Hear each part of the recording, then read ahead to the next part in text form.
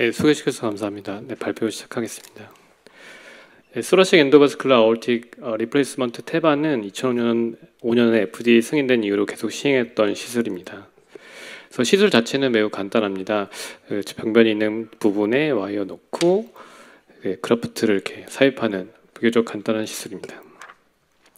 이 테바의 인디케이션에는 이제 소라식 아오르틱 애뉴리즘과 아세로클로틱 얼서나 인터밀러 헤마토마, 아오르틱 슈도 애뉴리즘이나 다이섹션, 블런트 트라우마나 아오르틱 인저리 같은 경우에 시행되고, 또한 아오르토 에소파지알이나 아오르토 브론키알 피스툴라가 있는 경우에 테바를 시행하게 됩니다. 컴플리케이션에서는 이제 엔돌릭과 스파이널 코드 익스케미아, 인펙션, 그라프트에 이동하는 병변이 생길 수가 있고, 레그 파랄라이시스에 의한 허트 어택, 스트로크 등이 있습니다. 그래서 이 표는 이제 테바를 어디에 위치시키냐에 따라서 이제 구획된 표시를 나타내는 겁니다. 이제 존 0부터 존 7까지. 즉 존 3 밑으로는 사실 스파이널 코드 이스케미아만 조심하고 랜딩을 하면 되지만, 이 존 0부터 존 3까지의 테바 시행하는 데 있어서는 가장 조심해야 할 부분이라고 생각합니다.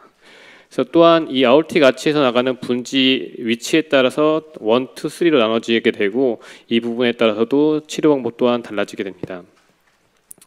이러한 치료 방법에 있어서 이 실링존에 대해서는 가장 중요한 부분이라고 할 수 있는데, 이 실링존의 기준을 비교한 논문을 보시게 되면 2015년도부터 2021년도까지 시행했던 케이스를 기준으로 ECM 미만으로 했을 경우에는 꽤 많은 결과를 볼 수가 있었는데, 이러한 결과를 토대로 이제 랜딩존 0부터 3까지 기준을 미니멈 ECM 이상으로 위치하고 있습니다.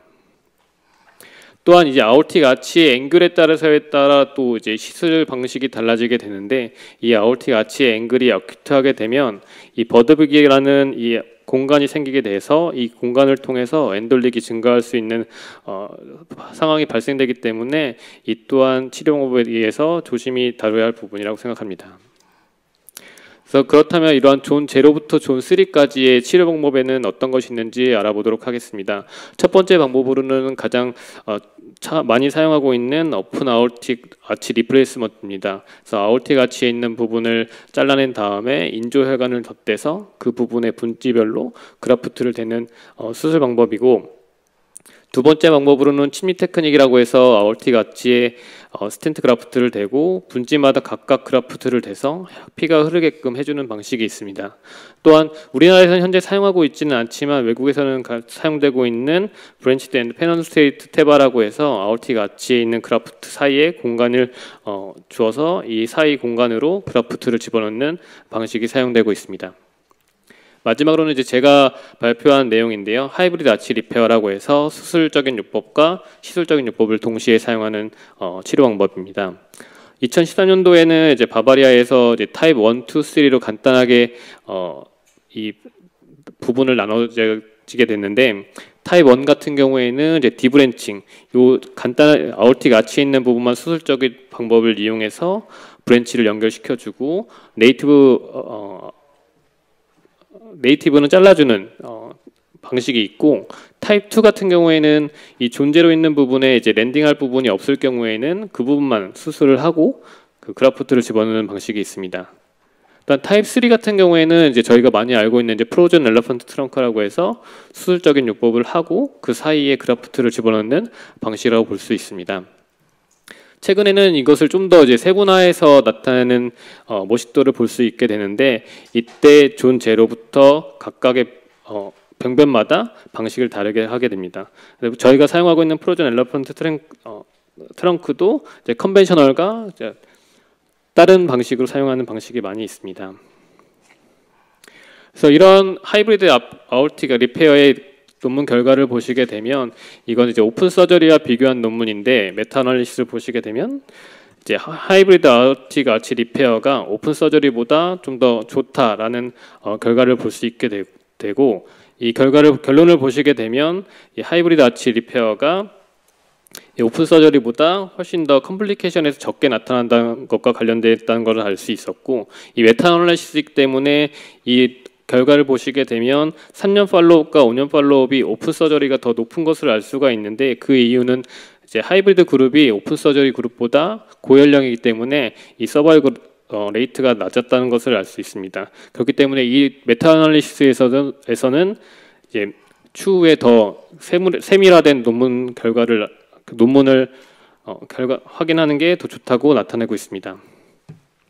마지막으로 24년도에 게재된 논문을 보시게 되면 하이브리드 아웃틱 아치 리페어의 롱텀 아웃컴을 나타낸 논문입니다.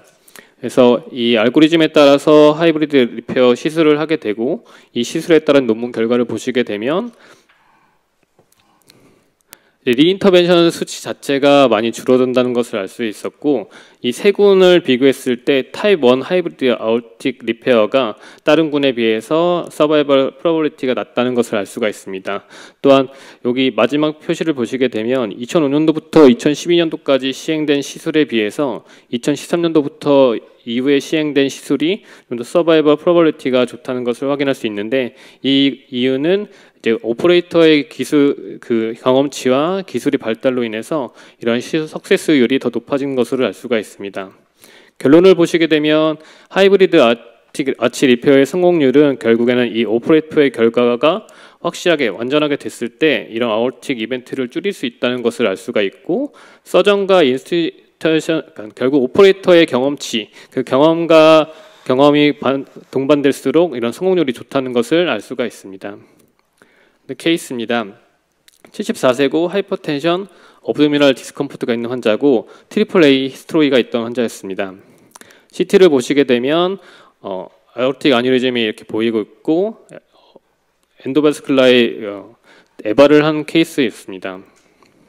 그래서 하트팀에서는 결론적으로 보시게 되면 서지컬을 할지 하이브리드 테바를 할지 토의를 한 결과 하이브리드 테바를 하기로 결정하였고 디브랜칭을 한 뒤에 시술 시행하기로 하였습니다. 디브랜칭을 한 이후에 NG로 보시게 되면 요 아오르틱 아치 어센딩 쪽에 피그테일로 촬영을 하게 되고 그 위치에 맞춰서 그라프트 스텐트 38에 200, 40에 150을 삽입하였습니다. 마지막 파이널 NG를 보시게 되면 조영제가 이렇게 위로 올라가는 것을 볼 수가 있었고 서브트랙션에서도 이렇게 올라가는 것을 확인하고 끝냈던 케이스였습니다. 하지만 다음날 라이트 서브클라비안의 플로우가 떨어지고 어퍼 이스트미티의 SBP가 100, 로우 이스트미티의 SBP가 160으로 인해서 이게 문제가 생겼다고 인지하고 이 테바를 다시 할지 스텐트를 인서션할지 결정하기 위해서 환자 내려서 NGO 촬영하였습니다. NGO를 촬영한 결과 이 스텐트 그라프트 요 끝에 있는 부분이 이 수술한 부분의 한 80포인트 정도를 이제 가로막는 것을 볼 수가 있었고 이 때문에 이제 플로우가 떨어졌기 때문에 어클래스 20에서 40 스텐트 삽입하였고 포스트 발룬하고 플로우 조영제가 많이 이제 빨리 지나가는 것을 확인하고 끝냈던 케이스였습니다.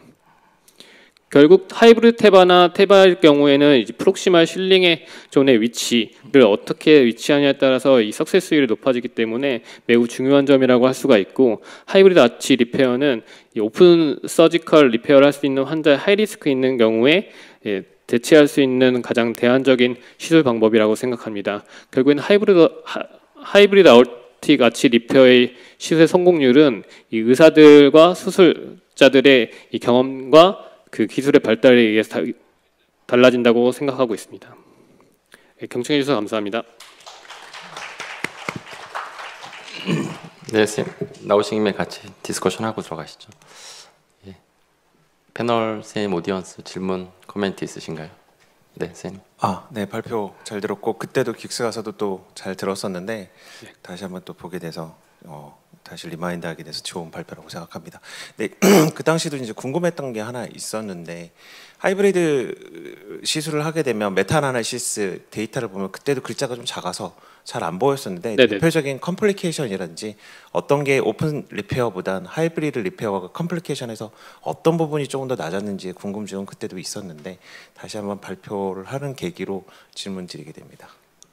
아무래도 하이리스크 오픈 서지컬에 있는 환자에 있어서는 그 나이도 그렇고 이제 위험성이 많기 때문에 결국에는 오퍼레이터가 이 그라프트를 얼만큼 잘 됐느냐에 따라서 달라지게 된다고 볼 수 있습니다. 결국에는 테바 위치했을 때 랜딩 존을 어떻게 하느냐에 따라 달라지는데 결국에는 이 랜딩존을 어떻게 하냐 엔돌렉이 많이 차이가 난다고 볼 수가 있으면 될 것 같습니다. 결국에는 수술적인 방법으로는 엔돌렉은 거의 없지만 하이브리드 태바를 하게 되면 이제 엔돌렉 이슈가 많기 때문에 그것만 좀 조심해야 될 것 같다고 보면 될 것 같습니다. 그러면 선생님이 보신 논문에 보면 오픈 리페어보다는 하이브리드 리페어가 약간의 오퍼레이터의 테크닉에 있던 디펜던시할까요? 아무래도 그렇다고 볼 수 있습니다. 결국에는 연도별로 아까 보시게 되면 2005년도부터 2012년도에 비해서 그 이후에 시행된 시술이 더 좋다는 결론을 알 수 있기 때문에 결국에는 오퍼레이터의 그 경험이 많이 좌지우지한다고 볼 수 있습니다. 세브란스 병원 질문 하나만 네, 부탁드립니다. 그게 하이브리드 프로시저는 수술도 있지만 인터벤션 같이 하는 거잖아요. 네네. 그러니까 오픈은 전체도 오픈하는 거고 환자의 어떤 그 노말인 것도 건들 수 있는 거잖아요. 근데 네. 하이브리드는 그런 게 아니잖아요. 필요한 것만 타겟으로 하기 때문에 그게 더 컴플리케이트 주는 거 아닌가요? 결국에는 하이브리드 태바를 하는 이유가 오픈 서지컬 하는 환자에 있어서 위험성 때문에 하이브리드를 하는 거기 때문에 결국에는 그건 좀 별개로 봐야 될 것 같습니다. 저도 같은 병원에 있는데도 저도 이런 케이스가 있는지 몰랐는데 그 이하준 쌤이 저희 병원 이제 에바탭을 맡아서 하고 계신데요. 이거 이제 캣방에서 선생님 처음부터 플랜 해가지고 서전하고 같이 한 게 아니라 태바를 했는데 이벤트가 생겨서 이제 서지컬 쌤한테 부탁했던 케이스인 거죠? 아니요. 결국에는 처음부터 오픈을 하고 처음부터 태바를 했는데 그 태바 위치가 이게 움직이면서 무빙이 된 것 같습니다. 그래서 랜딩할 때는 괜찮았는데 이게 점점 움직이면서 밑으로 내려와서 거기를 막아가지고 거기 이제 플로가 떨어져서 스텐트를 삽입한 경우입니다. 캣방에서 하신 네, 거죠? 캣방에서 했습니다. 분당서울대 송걸수입니다. 저도 이제 하이브리드 방에 있으면서 디브랜칭 태바를 많이 했었는데 그 서전한테 물어본 적이 있어요. 이렇게 세 개를 다 열어서 어차피 다 열어야 되거든요. 저 정도 할 거면. 근데 여는데 이걸 왜 굳이 하이브리드로 하시냐 그랬더니 아우타를 물고 펌프를 돌리는 거랑 그냥 여기만 묶어서 하는 거랑 다르다는 거죠. 그러니까 훨씬 시술 시간도 짧아지고 해서 하이브리드 태바를 많이 하시더라고요.